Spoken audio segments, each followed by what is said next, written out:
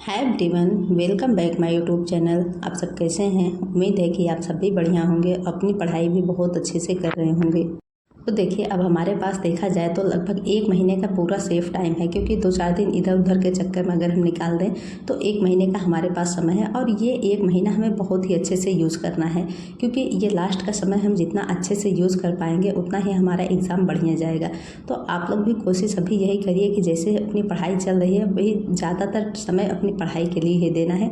और कोशिश यही करनी है कि अब इस लास्ट के समय पे नई चीज़ों से बच के हमने जो पढ़ा है उसी का बार बार रिवीजन करना है और ज़्यादा से ज़्यादा क्वेश्चन की प्रैक्टिस करना है। और मॉडल पेपर तो आप लोग लगा ही रहे होंगे, तो मॉडल पेपर ज़रूर लगाना है और रिवीजन और प्रैक्टिस सेट, यही 3 चीज़ इस लास्ट के समय पे अपनाना है। क्योंकि और मेरे पास बहुत सारा कमेंट ये आता है कि मेरा प्रैक्टिस सेट में नंबर कितना बन रहा है। तो देखिए, हमारा जैसे कि एसएसटी सब्जेक्ट है, तो इसके लिए मेरे पास 2 बुक है जो कि मैंने आप लोगों तक शेयर किया है। लेकिन मैं अभी कोशिश यही कर रही हूँ कि जो मेरे पास विद्या पब्लिकेशन की बुक है उसमें, क्योंकि प्रीवियस ईयर क्वेश्चन पेपर सारा दिया गया है, तो मैं उसी से सॉल्व करती हूँ। और किसी में 3-4 क्वेश्चन गलत हो जाता है, तो किसी में वही 5-6 क्वेश्चन गलत हो जाता है, क्योंकि उसमें दोनों सब्जेक्ट का अलग अलग है।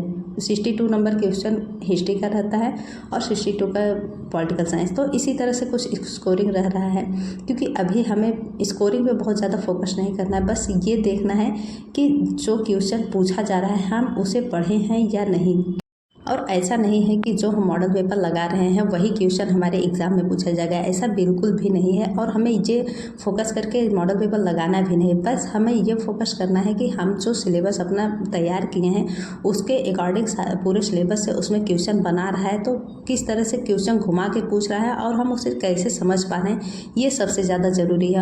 इस लास्ट के समय पे हमें क्वेश्चन की प्रकृति समझना बहुत ही ज़्यादा ज़रूरी है। कई बार क्या होता है कि कुछ शब्द थोड़ा सा घुमा के पूछ दिया जाता है, तो उन शब्दों में ही हम उलझ के रह जाते हैं। तो हमें अभी यही फोकस करना है कि क्वेश्चन किस तरह से पूछ रहा है, हम उसे कैसे समझ पा रहे हैं। क्योंकि मॉडल पेपर और प्रैक्टिस सेट लगाने से यही फ़ायदा है कि हम क्वेश्चन को समझ के उसको कैसे सॉल्व कर रहे हैं। तो यही सब बातें हैं कि मॉडल पेपर और प्रैक्टिस सेट सॉल्व करने का फ़ायदा यही होता है। तो आप लोग अभी कोशिश यही करिए कि क्वेश्चन प्रैक्टिस भर भर के करिए, क्योंकि जितना ज़्यादा क्वेश्चन प्रैक्टिस करेंगे उतना ही ज़्यादा हम एग्ज़ाम में बेहतर कर पाएंगे।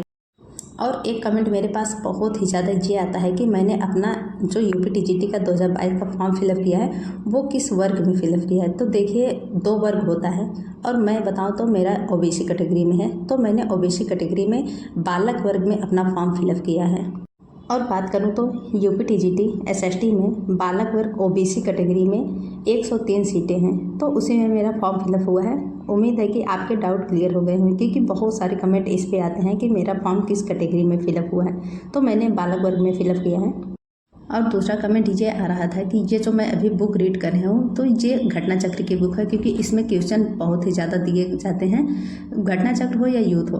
तो अभी हमें जो भी बुक हमारे पास है हमें उसी से अपने क्वेश्चन प्रैक्टिस करना है, क्योंकि जितना ज़्यादा हम क्वेश्चन प्रैक्टिस करेंगे उतना ही ज़्यादा अच्छा है। तो कोशिश यही करनी है कि हम अभी क्वेश्चन की प्रैक्टिस बुक से ज़्यादा करें, क्योंकि यूट्यूब पे तो प्रैक्टिस करने का फ़ायदा अलग ही है, लेकिन उसके साथ ही हमें सेल्फ स्टडी के लिए सेल्फ क्वेश्चन प्रैक्टिस करना भी ज़रूरी है। क्योंकि जब हम पढ़ के क्वेश्चन को समझ के सॉल्व करते हैं तो फिर वो ज़्यादा अच्छा होता है।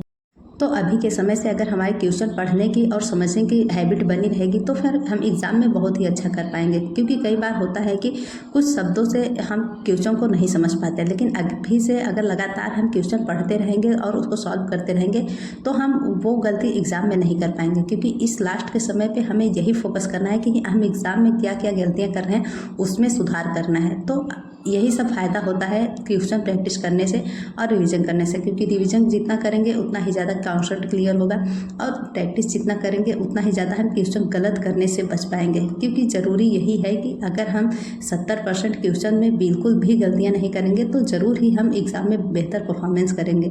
तो अभी यही कोशिश करनी है कि 70% पे तो हमारी 100% कमांड होनी चाहिए, ये हमारे हाथ से बिल्कुल भी नहीं छूटना चाहिए।